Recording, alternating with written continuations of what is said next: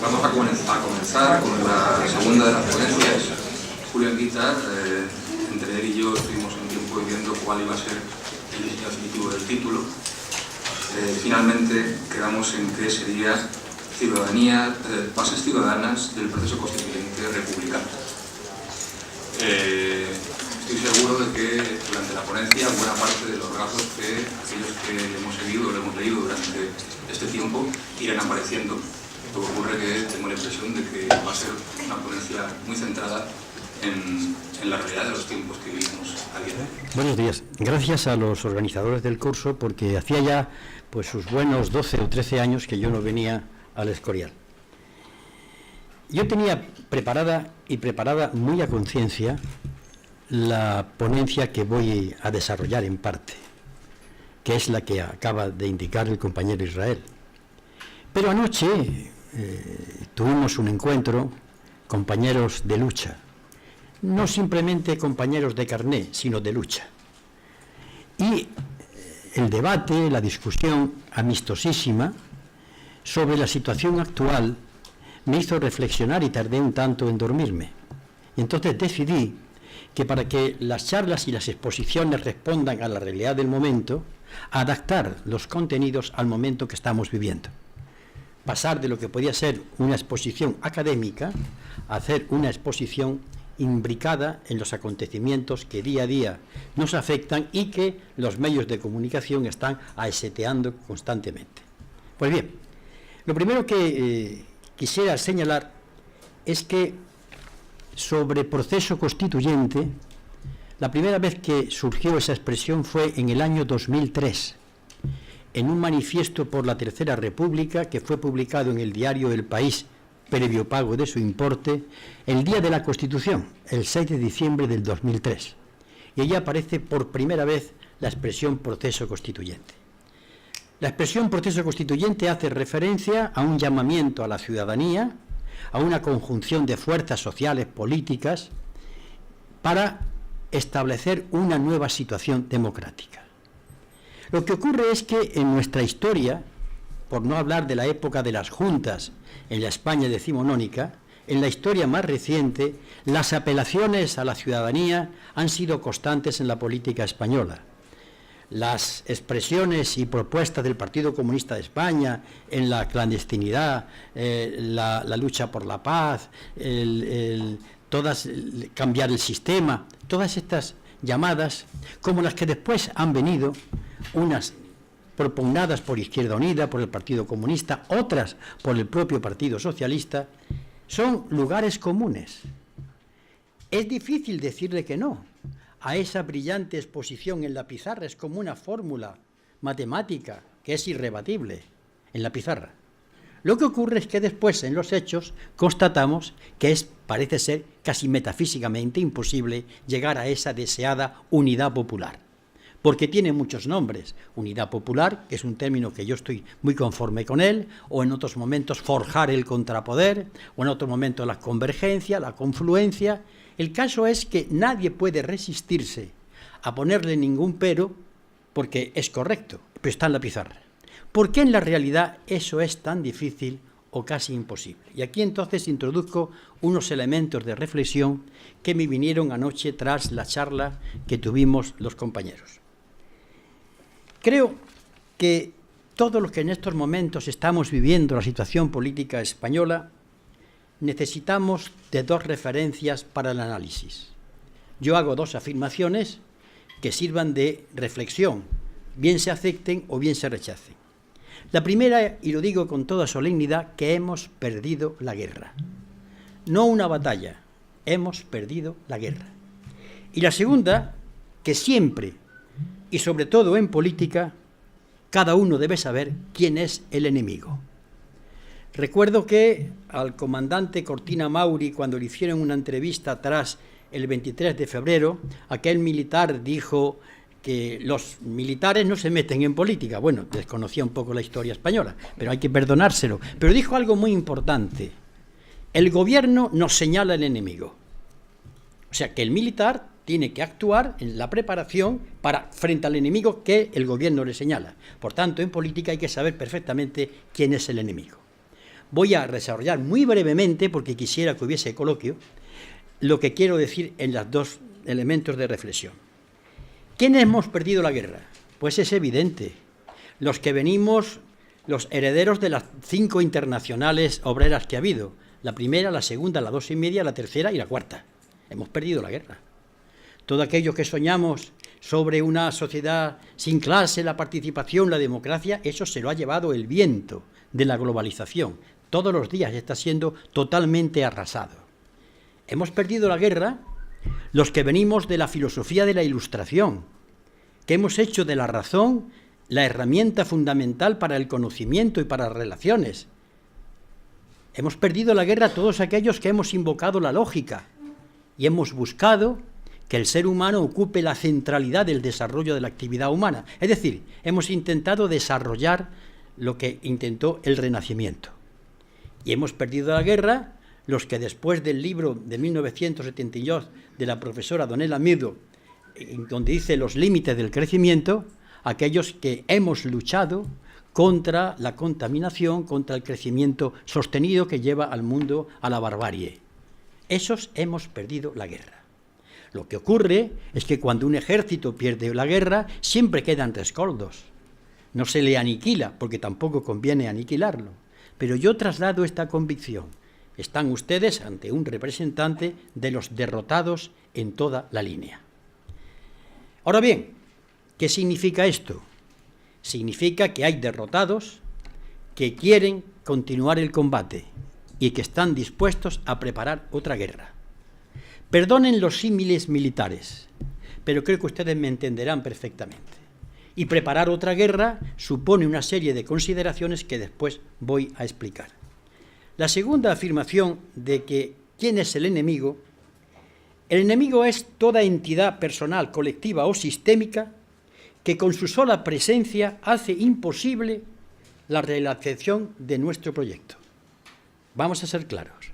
Nuestro proyecto de liberación humana encardinado en las internacionales, en los proyectos socialdemócratas, en todo lo que ha habido, hay en estos momentos un sistema que lo hace imposible. Y lo tenemos delante. Un sistema que además ya no tiene reparo alguno en hablar claramente. Les pondré un ejemplo de algo que me pasó a mí en el año 2012 en la Fundación Canal, en un debate que tuve con el que había sido consejero de Hacienda de la Comunidad de Madrid, don Percival Manglano. Hablábamos de democracia. Y en un momento me dice, señor Anguita, desengáñese usted. La democracia, llevada a sus últimas consecuencias, conduce a la demagogia y al populismo. Tiene que haber elementos correctores. Ingenuamente, entre comillas, le pregunté, bueno, señor Manglano, ¿cuáles son los elementos correctores de esa peligrosa deriva a la que usted alude? ¿Es el Parlamento? ¿Son los diputados particularmente entendidos? ¿Es la Constitución? Y dice, no, el elemento corrector de la deriva de la democracia es el mercado. Clarísimo. No se puede decir de otra manera, solamente el que fue presidente del Bundesbank alemán, Hans Steinmeier, cuando dijo los políticos deben aprender que tienen que obedecer al dictado de los mercados. Más claro no se puede decir. No voy a seguir ya abundando en ejemplos y en desarrollos que lo puedan explicar. Claro, hemos perdido y muchas veces nosotros no sabemos actuar frente al enemigo. Para que alguien pueda actuar frente a su enemigo, no hablo de su rival, ni de su opositor, hablo del enemigo. Tiene que pasar por 3 fases previas. La primera es simplemente la de señalarlo, señalar. La segunda es describirlo y la tercera es definirlo.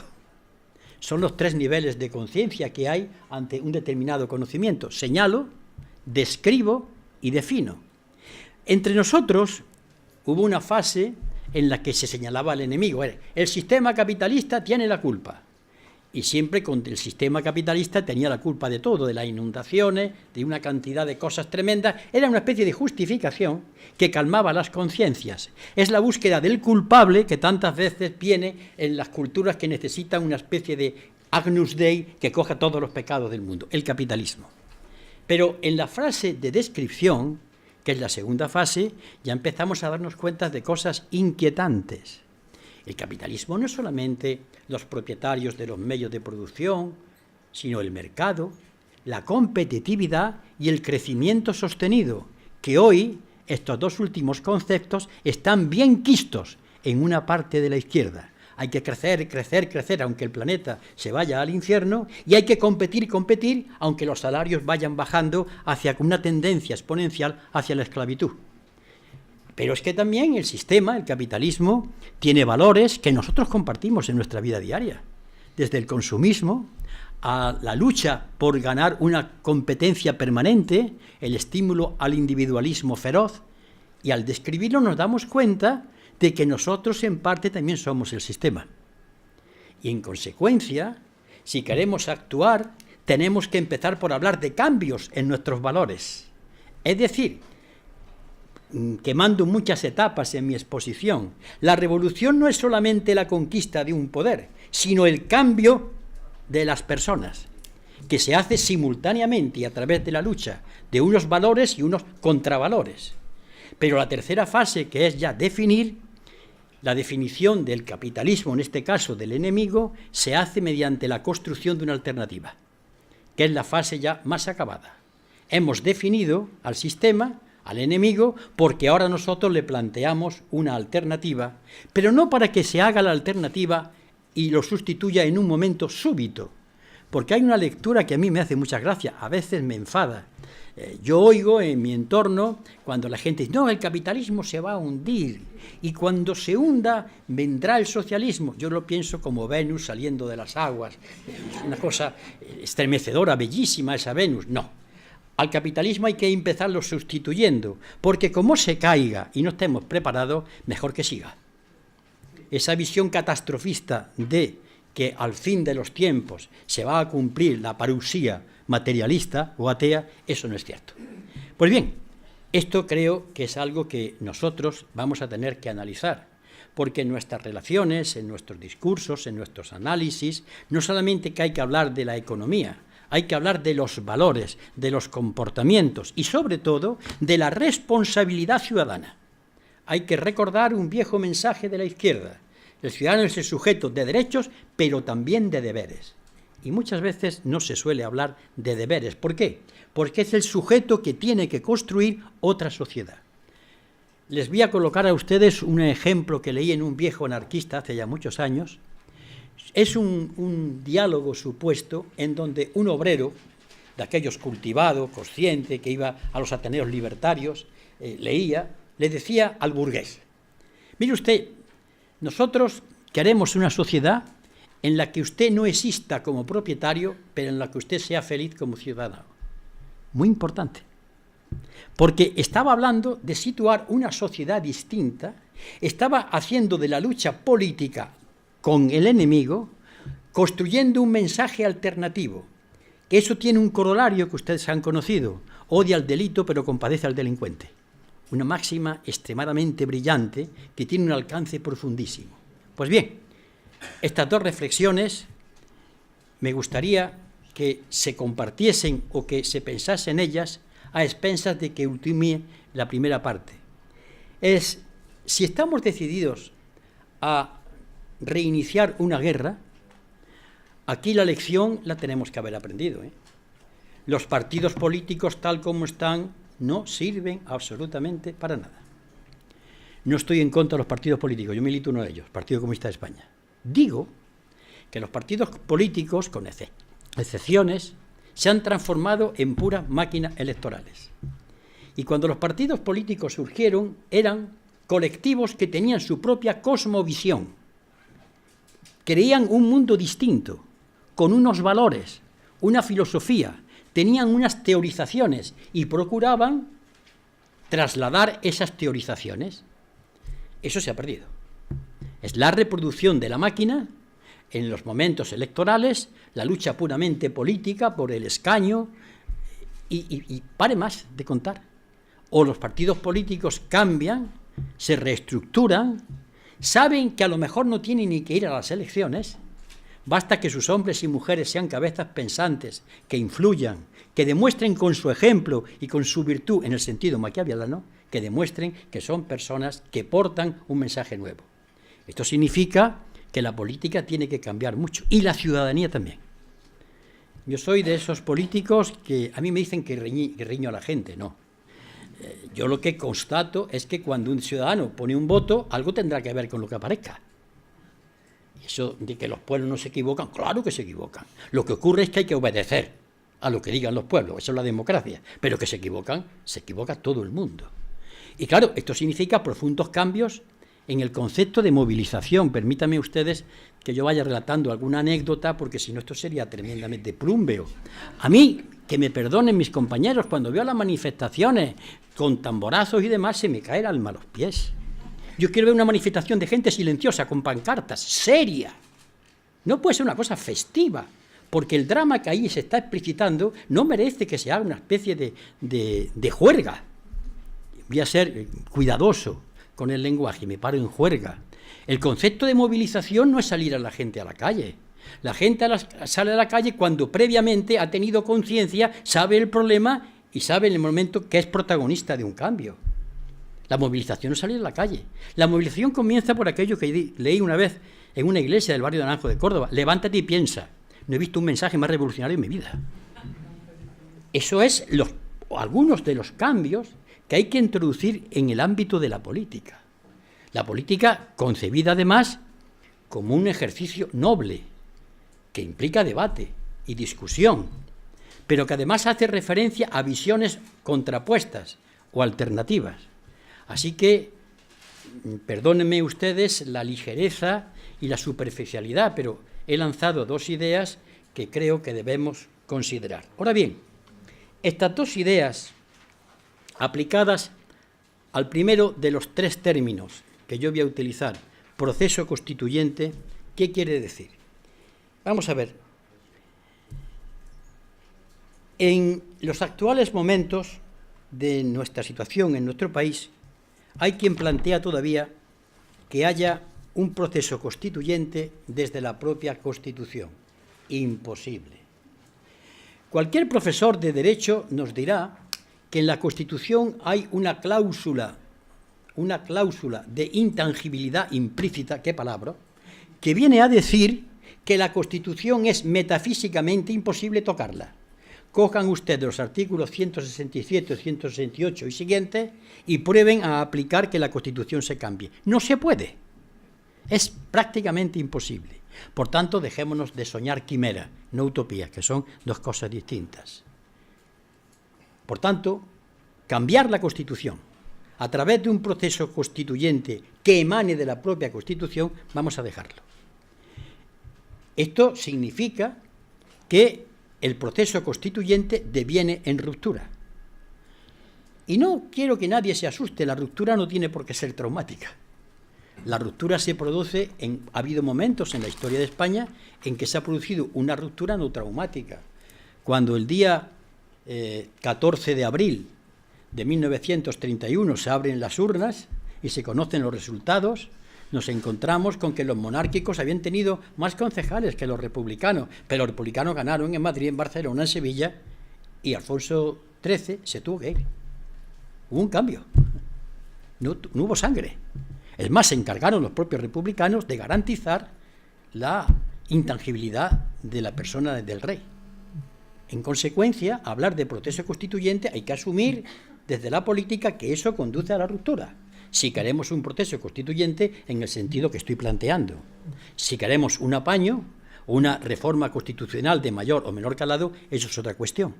Por tanto, proceso constituyente está indisolublemente ligado a la ruptura. Claro, un proceso constituyente que además tiene una cosa muy curiosa. Los sujetos, y después hablaré de los sujetos, se van concienciando también ellos, se constituyen a la vez que constituyen. Quiero decir que en el proceso constituyente va aumentando el número de sujetos constituyentes y de su nivel de concienciación. Es una relación dialéctica. No pasa como pasó en Francia, en el que hay un documento famosísimo que se estudia en historia de Sieyès, que cuando pregunta ¿qué es el tercer estado? ¿Qué es que c'est le tiers état? Lo es todo. Cuando los diputados de la Revolución Francesa no son recibidos, se meten en una sala llamada le jeu de paume, el juego de la pelota, y dicen allí, nos constituimos como Asamblea Nacional Francesa. Esa es la ruptura. Ni un tiro, ni una gota de sangre. Pero nos constituimos, estaba muy claro quiénes eran. Eran los diputados concretos emanados de la voluntad popular mediante un mecanismo de cahier muy distinto al puramente electoral. Aquí ese sujeto constituyente todavía no está. Está en el fondo, está en vacío, hay que construirlo. Pero no hay que construirlo en el laboratorio, se construye el mismo, a través del proceso. Por tanto, un proceso constituyente que significa la búsqueda de algo alternativo, pero según determinados parámetros. No podemos hacer un viaje a ninguna parte. Hay que llevar un mapa, una hoja de ruta. El mío, en esta mañana, es muy sencillo. Yo sé lo que no quiero. A veces no es tan evidente lo que yo no quiero, pero sí sé lo que quiero. Y lo que quiero es perfectamente explicable. Ya me daría yo, con un canto en los dientes, militante del Partido Comunista de España, si mañana en mi país se cumpliesen los 30 artículos de la solemne Declaración de Derechos Humanos de las Naciones Unidas. Y me daría con otro canto en los dientes si se desarrollasen los contenidos de la Carta de la Tierra, que habla de los derechos del planeta Tierra. Interesantísimo, porque no estamos hablando de unos derechos inherentes a ninguna dignidad, que por otra parte es una ficción, no voy a entrar ahí, sino estamos hablando simplemente de los derechos de un planeta para que nosotros podamos existir como raza humana.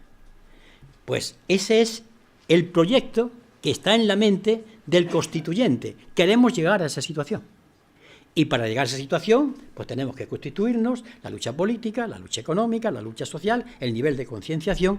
Ese es el proceso constituyente que yo planteo aquí a 4 brochazos. La segunda cuestión es un poco más delicada, la república. Miren ustedes, si yo tuviera que hablar con muchos compañeros y muchas personas en ateneos libertarios, colectivos republicanos, asamblea republicana, les diría, como le he dicho muchas veces, por ahí no vamos a ningún sitio. La reivindicación de la república no puede ser un reencuentro con algo que murió, la segunda. Por mucho que la segunda fuese asesinada por un levantamiento y un golpe de Estado, pasaron muchos años. El movimiento republicano no puede regodearse cada año en conmemoraciones de lo que fue la Segunda República. Eso es adorar cadáveres. Eso es, como dice Gogh, estar hablando de los muertos. La Segunda República tuvo cosas impresionantemente extraordinarias, pero ya pasó. Hoy hay que hablar de una república nueva, del siglo XXI.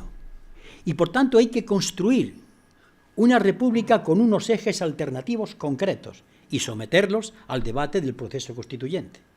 Pero si hablar de la república va a recordar de los que fueron fusilados en tal momento, que eso tiene su momento para especificarlo, el discurso de hazaña en tal otro sitio, la batalla que perdimos, se acabó. O hay proyecto de tercera república totalmente nuevo, con un recuerdo a lo que fueron la primera, no olvidemos que hay cosas importantes, y la segunda, cuando hay cosas que merece la pena utilizar en la nueva construcción, o no habrá nunca república. Por muchas banderas que saquemos en las manifestaciones, nunca la habrá, porque ellos también juegan y saben perfectamente cambiar los peones. La jubilación, abdicación forzada de Juan Carlos I ha sido una jugada inteligente, muy inteligente. Este hombre que nos rige ahora mismo como rey tiene oficio, sabe estar. Bueno, ellos hacen muy bien y no podemos ir a increparlo, porque ser republicano no es ser antimonárquico, otro tremendo error. Ser republicano es optar por otro tipo de institución de organización de los españoles y de las españolas. E insultar al monarca es una solemne estupidez, porque no conduce a ningún sitio. Pero ¿de qué república estoy hablando yo? Me van ustedes a permitir que le lea un texto que es breve, de un catalán, de Àngel Colom, que fue secretario general de Esquerra Unida de Cataluña. El republicanismo no parte de una teoría de la identidad política vinculada a los intereses de la propiedad, ni al papel del mercado como instrumento garante de la cooperación social y política de los mismos. El republicanismo de origen maquiavelano ensalza, al contrario que el liberalismo, la vida civil de los ciudadanos activamente comprometidos con la construcción y defensa de una comunidad política libre. La energía que impulsa la vida civil no es aquí, a la manera liberal, una defensa de los intereses individuales, sino vocación de servicio público determinada por la virtud cívica. El republicanismo, para mí, es trasladar al siglo XXI la herencia de la República Jacobina de 1793 en Francia. La Constitución de 1793 tiene cosas interesantísimas. Muchas veces nos hablan de Robespierre, de la guillotina, muchas cosas importantes. En aquella Constitución quedó claro que la economía no era autónoma de la política, sino que la política decidía sobre la economía. Y cuando allí se habla de que todo el mundo tiene derecho a el fruto de su trabajo, está reivindicando una condición fundamental. Si no hay condiciones mínimas sociales, la libertad es un sueño, un disparate. Porque nadie puede entender el valor de la libertad si esa libertad no le sirve para realizarse como ser humano. Claro, esa Constitución duró muy poco. Enseguida, Napoleón Bonaparte, ellos habían abolido la esclavitud, volvió en 1804 a implantar la esclavitud. Esa es la herencia republicana de la que yo hablo. Pero claro, una herencia republicana que tiene, y permítame una definición propia sobre democracia, no sé si les gustará o no, pero vamos, es una modesta hija mía. Democracia es un convenio permanente entre seres libres e iguales para seguir permanentemente conviniendo sobre las condiciones de su contrato social. Nosotros establecemos un convenio permanente para que sigamos permanentemente conviniendo sobre las condiciones de nuestra convivencia. Eso es democracia. A partir de ahí, las elecciones, los sistemas electorales, hay un mundo. Yo no niego que hay que ir a las urnas, por favor, las urnas son las que dicen lo que hay que hacer, pero quiero decir que es una expresión muy reduccionista hablar de democracia equiparándola simplemente al hecho de votar. El concepto de democracia tiene una connotación social y de igualdad extremadamente profunda. Pues bien, si tenemos esto claro, creo que el movimiento republicano tenía ya que reconsiderar que las miradas hacia atrás, las conmemoraciones como único acto que se hace, no tienen ningún sentido. Y que de seguir así, a Felipe VI le sucederá su hija, y a el hijo, y el hijo, y el hijo. Tenemos una triste historia en España. Permítanme otra anécdota que va suavizando un poco esto. La revolución de 1868, en septiembre, con la batalla de Alcolea, en Córdoba, pues destronó a Isabel II. La señora estaba veraneando en San Sebastián y se fue. A los 8 años, exactamente, pero antes hubo una expresión del general Prim, que fue uno de los golpistas, que dijo en el Parlamento, en el Congreso de los Diputados: señorías, los Borbones en España jamás, jamás, jamás. Es conocido en la historia como los 3 jamases del general Prim. Pues a los 8 años, Alfonso XII entraba montado en un caballo por el centro de Madrid.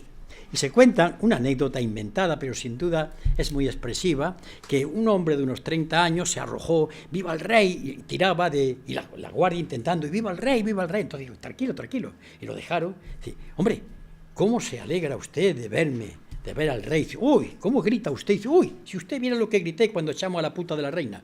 Es decir, esta anécdota viene muy bien en el sentido de que cuando parece que esto es definitivo, aquí no hay definitivo nada.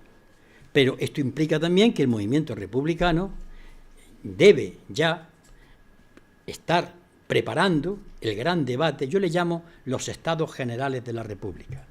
Y le digo a ustedes que hay propuestas republicanas. Alberto echó una. La tiene escrita. Yo también. Y publicada. Serán malísimas, pero las únicas que hay. Y en torno a 7 ejes. 7 ejes muy claros: los derechos humanos, la democracia, el tema de la paz, cogiendo lo de la Segunda República, la política proyectada a Iberoamérica. Tenemos que girar en la diplomacia, estar en Europa, pero mirando hacia allá, porque hay unas expectativas tremendas. Y tenemos que darnos cuenta, además, en todo este debate de algo que rehuimos como de la peste. Queramos o no queramos, si hablamos de gobernar en nuestro país y simplemente estamos todos los días viendo lo que está pasando en Grecia, simplemente, no vale que en política ignoremos que aquí habrá algún día que afrontar el hecho de tres conceptos: Unión Europea, euro y deuda. Yo no digo que nos salgamos del euro, yo soy el primer firmante de un manifiesto, salgamos del euro. No lo digo ahora, digo que sepamos que eso está ahí y que detrás de eso viene el ITTP, el traslado transatlántico. Cuidado.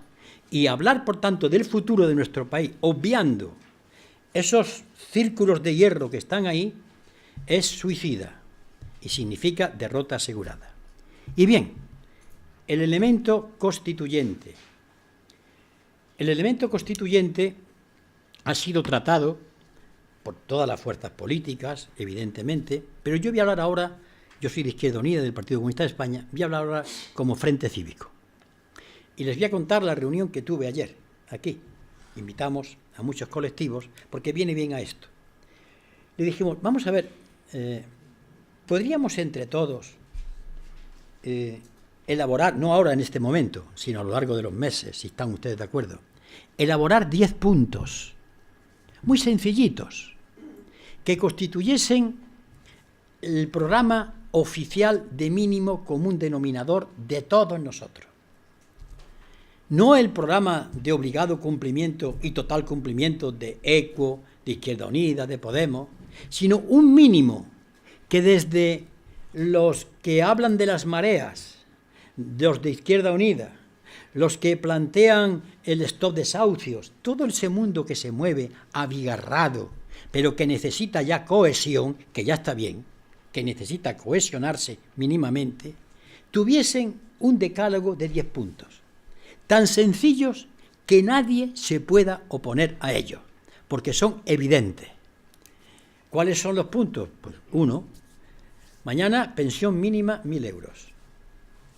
¿A qué viene este disparate?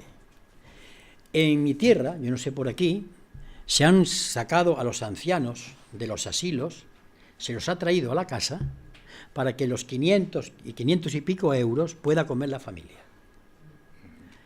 Esta medida, que no hay nadie que se pueda negar, tiene un problema, hay que cuantificarla.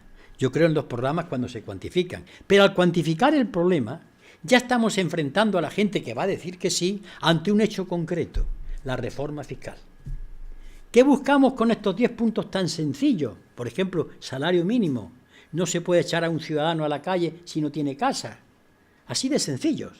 Incluso los compañeros de ECUO esta mañana me han planteado algún que otro punto tan sencillo sobre el recibo de la luz que no hay nadie que pueda oponerse, pero llevan detrás toda una carga de transformación. Esto significa una cultura de la izquierda que tenemos que erradicar. Somos altisonantes, grandilocuentes, nos gusta posar ante el cuadro de la historia y pensamos que las revoluciones empezaron y terminaron cuando se tomó el Palacio de Invierno. No, la revolución empezó al día siguiente, cuando hubo que darle de comer a los rusos. Y hubo que entrar con la realidad, con las negaciones, con las traiciones, con los problemas de gobernar día a día. Por tanto, si queremos aunar la voluntad de la inmensa mayoría de los españoles, porque esto lo asume la mayoría o no tiene solución. ¿A qué llamo mayoría? Utilizo la expresión marxista de mayoría en sí y mayoría para sí. Hoy la mayoría son los que tienen un problema familiar o personal, parados, precarios, chicos que no tienen horizonte ni en el trabajo, ni en los estudios, ni en la profesión, mujeres, jubilados, defraudados por 1001 follones de la banca. Son la inmensa mayoría. Ahora, esa inmensa mayoría es en sí, existe, pero es para sí. ¿Tiene el nivel de conciencia de que es mayoría y puede actuar? No. El proceso constituyente es el encargado de que pase de mayoría en sí a mayoría para sí. Y no puede pasar hablando de los derechos de los países catalanes, ni de la España federal, de una construcción europea que está muy interesante porque no les afecta. Ellos tienen problemas urgentes, inmediatos. Y esos son los 10 puntos que se proponen. Ya tengo el primer elemento de unidad. Significa esto ¿Que los partidos que concurren a las elecciones tienen que renunciar a su programa? En absoluto. Pero ustedes imaginan en la campaña electoral a mi compañero Alberto Garzón, a Pablo Iglesias, a Juancho y a los demás, diciendo coincidimos con mareas, movimientos sociales, coincidimos en estos 10 puntos. Ahora nosotros tenemos más y lo vamos a hacer mejor. Me parece muy bien. Pero ya se ha dado la primera identidad de la unidad popular. Es un granito insignificante. Pero ya saben ustedes la parábola del grano de mostaza. Un granito insignificante. Estamos construyendo unidad, pero unidad desde un programa que no hay cristiano bien nacido que pueda decirle que no. Y el poder sabe que lleva una carga tremenda. Afrontar después económicamente eso, porque se puede, implica cambios en la fiscalidad, cambios en determinadas leyes, pero no es un programa grandilocuente. Y por eso muchas veces, cuando yo esto lo he planteado, llevo ya años planteándolo, he encontrado resistencia en los grandilocuentes. Aquí no se habla del proletariado, ni yo estoy por hablar de proletariado. Todo el mundo me conoce, yo soy comunista, y yo no hablo de comunismo nunca. ¿Por qué? ¿Por qué no hablamos de otra cosa? Lo del comunismo ya vendrá si viene. Pero lo que interesa es formar esa mayoría, ese sujeto constituyente, esa conciencia colectiva que genera ciudadanos. En fin, he expuesto ante ustedes a galope, pasando por cosas sin delimitar, sin especificar cuál es la esencia del proyecto. 2 minutos. Bien. Por tanto, aquí termino. Le advertí que me llamase, ya me está diciendo, y si hay tiempo, pues aquí estoy para que ustedes me pregunten lo que quieran. Muchas gracias por haberme soportado.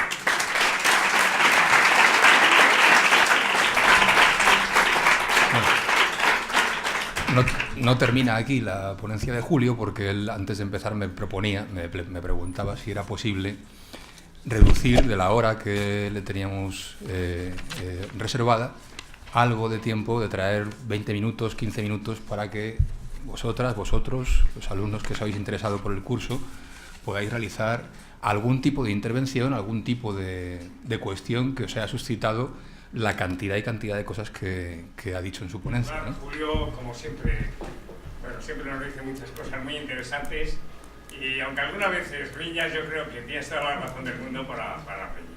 Yo voy a tocar solamente un punto, pues habría montones de cosas. Estoy de acuerdo en líneas generales con todo lo que has dicho, pero me iba a centrar en un solo tema, y es en el tema de república o monarquía. Es decir, yo creo que con excesiva, una cosa, alegría, se limita a que parece que república y monarquía solamente es un problema de jefatura del Estado. Yo creo que no, debe de ser otra cosa. Porque el tema de la jefatura del Estado, aunque sea mucho más racional pensar que no tenga que venir simplemente por una razón de tipo genético, habría que tener en cuenta que previamente a que, aunque sea mucho más racional que sean elegidos, es decir, el jefe del Estado, estoy hablando con un aspecto concreto de la monarquía y de la república, que creo que no es eso el tema, ni mucho menos no debería ser ese tema, habría que pensar, es decir, o bien lo que cambiamos es también el papel de los partidos políticos y para hacer de verdad una democracia, o si no, vamos, lo digo con toda claridad, es decir, con el sistema de partidos que hemos tenido aquí, pues en lugar de tener a don Felipe VI, tendríamos pues a don José María Aznar de presidente de la República, y yo por mi parte prefiero a don Felipe VI que a don José María Aznar, vamos, sencillamente así. Es decir, yo simplemente ese comentario. Muchas gracias. Muchas gracias. ¿Alguien más? Intervenciones así breves para coger un compendio de 4 o 5. Tenemos 1 y 2. Adelante. A mí me gustaría saber, cuando ha hablado del proceso constituyente y que ya implícito cambiar la Constitución, ¿de qué sirve cambiar la Constitución si la Constitución no se cumple? Ok, concreto, breve, gracias. Muchas gracias. Adelante, tenemos por detrás una palabra. Sí, hay un punto en el que tanto Julio como Alberto han coincidido y que no puedo estar más de acuerdo, que es en la necesidad de volver a recuperar por parte de la política el control de la economía. Eso hubo un tiempo en el que fue así, pero ese tiempo acabó con la crisis fiscal del Estado y con lo que sucedió en la segunda mitad de los 70. Quiero decir, este es el mensaje que el neoliberalismo nos da. si la política controla la economía, lo que va a suceder es lo que ya sucedió a finales de los 70. Y en ese sentido, otro argumento más pedestre, pero también utilizado, es ¿cómo queréis que la política controle la economía si cuando los políticos han estado en las cajas de ahorro han acabado como han acabado? Obviamente, yo no me creo estos mensajes, pero me gustaría que Julio nos diera su opinión de cómo generar un contrarrelato que haga posible combatir estas pantadas. Gracias. Bien, habiendo brecha para la polémica, tenemos poco rato para poderla contestar. Una última pregunta y vamos a ello. Sí, la semana pasada estuve en la Asociación de Geógrafos Españoles, un curso que dieron en la Universidad de Getafe. Entonces, un miembro del comité pedagógico que había hecho un análisis exhaustivo de todas las legislaciones desde la ley Villar para sí en los 70 hasta hoy, y comparando entre sí los objetivos, criterios de evaluación y todo esto, sacaba una deducción. La LOMCE desprotege totalmente del espíritu crítico de los alumnos, es decir, va hacia la formación o formalización de un producto, de un futuro ciudadano absolutamente acrítico, lineal y digno o no, pues heredero del fordismo o tal, ¿no? Quiere decir, hacia un sistema educativo que se lleva al resto de las áreas que los hemos estudiado, que se proponen en el 11, las materias, pues pasa todo lo mismo. A lo que vamos es precisamente a un vaciamiento de todo lo que sí debe ser el espíritu crítico que hasta ahora las ciencias sociales han tratado de suministrar a los alumnos para que se protejan, se solidaricen con las causas, etc. Y este es uno de los peligros que tenemos ahora mismo. Es decir, esta ley que intenta frenarla por encima de todo, ¿no? Con todos los cauces posibles, y que esto no pase al colectivo de profesores, aunque ya para este año, como sabéis, pues ya se ha puesto en marcha, ¿no? Que eso está terrible. En ese aspecto, quería saber tu opinión. Concretando la pregunta, porque era un poco... Hombre, es una denuncia en el sentido, y va un poco lo que decía Príncipe Garzón, y va un poco lo que decía ahora Anquita, en el sentido de esa ideología que quiere, pues bueno, hacer de los ciudadanos pues entes pasivos y sumisos ante el sistema. De acuerdo, gracias. Vamos, tenemos 10 minutitos para... Yo todavía aguanto una hora. Adelante, cuando quieras. Vamos a ver, brevemente también. Lo tenía ahí, lo que pasa es que he ido cortando, se iba el tiempo. Es que yo no estoy de acuerdo en que diga, es que la monarquía resulta que no lo dijimos. A mí eso no me sirve. Hay un republicanismo que solamente se para en la forma de Estado. Yo he leído la definición de democracia y digo que democracia es república y república es democracia, pero digo más, es que democracia significa que todos los ciudadanos tengan sus necesidades cubiertas, así como suena, por imperativo legal. Democracia es que la gente pueda ejercer, y para eso, yo sé que es una cosa muy burguesa, comemos todos los días, y tenemos que tener un techo y una ropita, y unas relaciones sociales donde una sociedad no se sienta uno que el hombre es lobo para el hombre. Por eso cuando yo hablo de república no estoy hablando de cambiar a un señor por otro. Eso a mí no me sirve absolutamente para nada, porque a veces hay presidentes de república en otros sitios que son unos indeseables. Estoy planteando otra visión del Estado y de la sociedad, y eso se llama república, y me acojo al origen republicano de Maquiavelo y al origen de la Revolución Francesa, para sacar de ahí el extracto de los contenidos republicanos. La pregunta, claro, les voy a contar un ejemplo que ya lo he escrito muchas veces, pero me perdonen los que han oído. Voy a hablar de un diálogo en el libro primero de la República de Platón. Sócrates y un tal Traxímaco, que era un señor del Helesponto, un sofista. Le dice Trasímaco a Sócrates, estoy hablando de la época de Platón, Sócrates, desengáñate. El poder, los poderosos, legislan para sus propios intereses, pero tienen la virtud de hacerle creer a la gente que es en interés de todos. Es verdad. Sin embargo, Sócrates va más lejos y lleva razón, pero tú no olvides que muchas veces los poderosos no pueden cumplir sus propias leyes. Es decir, hay momentos, uno, el gobierno es incapaz de cumplir la Constitución. Cuando en los debates que yo he tenido en televisión o en otros sitios han salido siempre el gracioso de turno, eso que usted propone que es de la Constitución soviética, dice, ya he hecho. Digo, no, y he cogido la Constitución española. El poder es incapaz de cumplir su propia legalidad, y ahí ahora entro yo. Hay una Constitución que se llama formal y una Constitución que se llama material. La Constitución formal, en el caso de la española, son los 169 artículos, lo que dice. Pero la Constitución material es el conjunto de fuerzas económicas, sociales y políticas que hacen posible que la Constitución se cumpla o no se cumpla. Cuando yo planteo el proceso constituyente, estoy hablando de constituir la Constitución material que hace que se cumpla. Por eso, si hacemos una Constitución, vamos creando la Constitución material, los ciudadanos y las ciudadanas, que harán que eso se cumpla.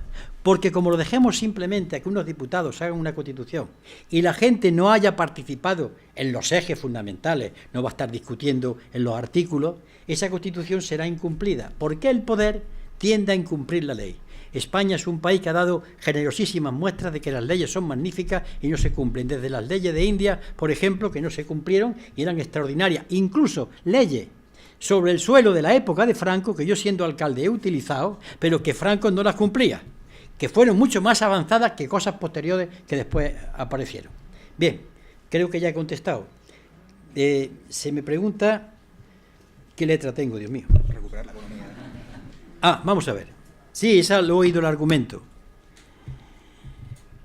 La economía depende de quién mande y cuál sea su objetivo. Cuando a mí me dicen eso, digo, vamos a ver, yo tengo aquí los derechos humanos y tú tienes la economía. Los derechos humanos tienen un consenso universal. Tu país y el mío lo han firmado. Tu país y el mío no solamente han firmado los derechos humanos, sino nada menos que la Carta de 1966 que los concreta y desarrolla. Tu país y el mío tienen una Constitución donde es de obligado cumplimiento. Luego, ¿quién manda? La ley. Eso para empezar. Manda la ley. Pero la propia Constitución española, cuando desciende al terreno, es un poco abierta en lo económico, plantea la planificación, plantea que los trabajadores pueden llegar a la propiedad de medio de producción. Por tanto, yo me refugio en el texto legal, no solamente el español. Pero lo segundo es que, naturalmente, aquí también hay que hablar de algo muy importante. Tanto fuerzas políticas como sindicales como ciudadanos deben aprender que vivir de la teta del Estado es un privilegio que no se puede admitir.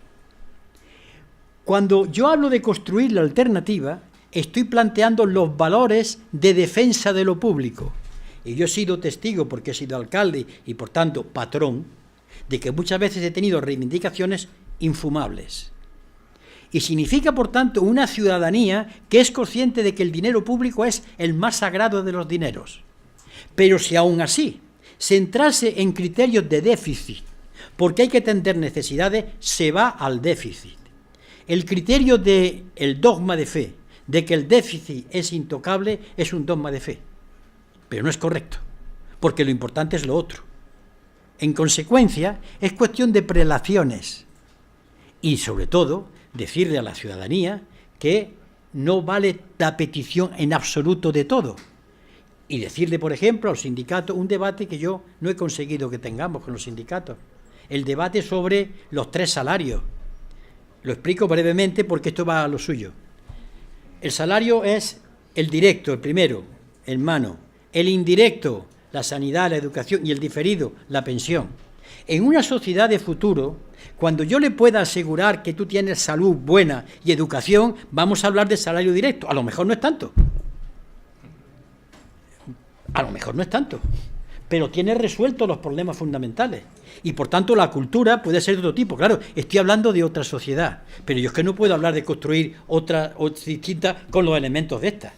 Y hablo de tiempo, digo proceso constituyente, porque hablo de la concienciación. Esa es la respuesta. Yo no me creo en el dogma del déficit ni el dogma, por una razón, permítanme que se lo diga también. Cuando dicen no se puede pasar del 3% del déficit, lo hemos superado, porque lo dice Maastricht. Sí, pero Maastricht también dijo que no se podía pasar del 60% de la deuda pública, ya estamos en el 100%. ¿Qué ocurre? Que como la deuda pública la compra la banca, resulta que no podemos ir contra los intereses de la banca. Desde ejemplos concretos se desmonta todo eso que dicen. Y me gustaría tener más tiempo, porque de esto yo he dado ya varias conferencias sobre este tema, precisamente sobre el argumento que usted dice que manejan, que es verdad que lo manejan. Y lo último, sobre lo otro, yo no le puedo decir más que una cosa. Yo soy profesor y he querido siempre que en la escuela, y cuando digo escuela, hablo desde la primaria a la universidad, se han degradado muchísimo.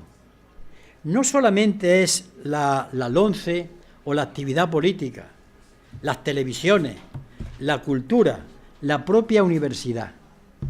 Cuando en la universidad, por no hablar del instituto o la escuela primaria, el profesor dice que él lo que sabe es de anatomía y no quiere saber nada, ya estamos cayendo en el discurso.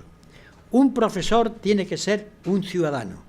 De tal manera, aunque le parezca a ustedes extraño, que si yo fuese ministro de Educación, intentaría que se aprobase una ley por la que hubiese una asignatura de obligado cumplimiento en la que un ciudadano saliera sabiendo cómo funcionan las instituciones de su país. A mí no me vale un eminente cirujano que como ciudadano es un bodrio. ¿Quién elige un alcalde? ¿Por qué lo elige? ¿Dónde sale el dinero? Tú eres médico y ciudadano, que para mí es una condición previa a la de médico. Y eso habría que aprenderlo. Esto no es adoctrinar políticamente a nadie. Esto se trata de que yo, ciudadano, catedrático, médico, debo saber en qué sociedad estoy. Es mi obligación ciudadana. Y además debo ser buen médico. ¿Por qué? Porque entonces, pero esto obedece a un planteamiento viciado de origen. Ustedes se han dado cuenta, incluso se incurren muchos políticos en ello. No, el arte y la política, el deporte y la política, la economía y la política, el ejército y la política, la cultura y la política, la política, las elecciones. Cuando le hemos quitado a la política su sustancia y sus contenidos y la hemos dejado puramente en el mecanismo electoral, ya nos encontramos que ya hemos conseguido el golpe de Estado contra esa concepción política. Golpe de Estado al que han ayudado determinados políticos, porque han entrado en decir la política es diferente. Yo no vengo a hacer política, yo lo he oído algunos. Vengo a dar una charla a hacer política. Como no, yo estoy haciendo política aquí, entre ustedes. Pero yo lo digo, claro, que estoy haciendo política, señores. No puedo evitarlo, yo la exudo naturalmente. Pero, ¿por qué tendemos a ocultar eso? Porque estamos viviendo siempre de una ficción, de un malentendido, de un pacto de rufianes, que saben que se están engañando, pero mantienen el engaño. Bueno, no puedo seguir más, ¿no?